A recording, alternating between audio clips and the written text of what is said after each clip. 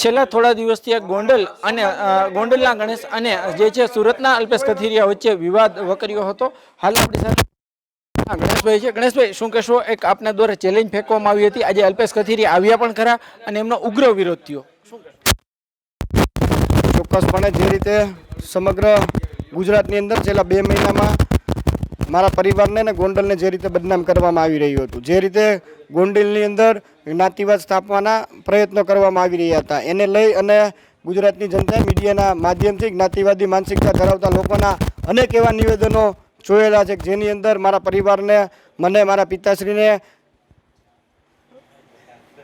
એલફેલ ભાષામાં સંબોધતા હોય, ગેર શબ્દો વાપરતા હોય, આવા અનેક વિડીયો ગુજરાતની જનતાએ જોયેલા છે.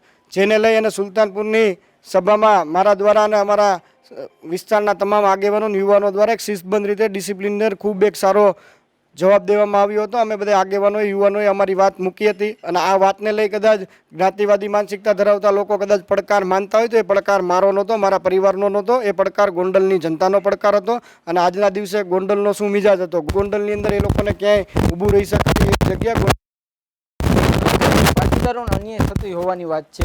ગોંડલમાં એવા કોઈ આમ તો ઘણા બધા હોદ્દા પર પાટીદારો છે, શું કહેવું છે તમારું આ અંગે?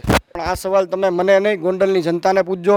ગોંડલના પાટીદાર સમાજથી લઈ દલિત સમાજથી લઈને દરેક લોકો સુધી પહોંચાડજો. આ પ્રશ્ન એમને પૂછજો. ગોંડલના દરેક વેપારી ભાઈઓને આ પ્રશ્ન પૂછજો અને એમના જવાબ થકી તમને 100% સ્પષ્ટપણે જાણવા મળી જશે. ગોંડલમાં ગુંડારાજ છે, ગુંડાશાહી છે કે લોકશાહી છે, લાગણીથી લોકો મારા પરિવાર ભેગા છે, મારી તમને 100% જાણવા મળી જશે.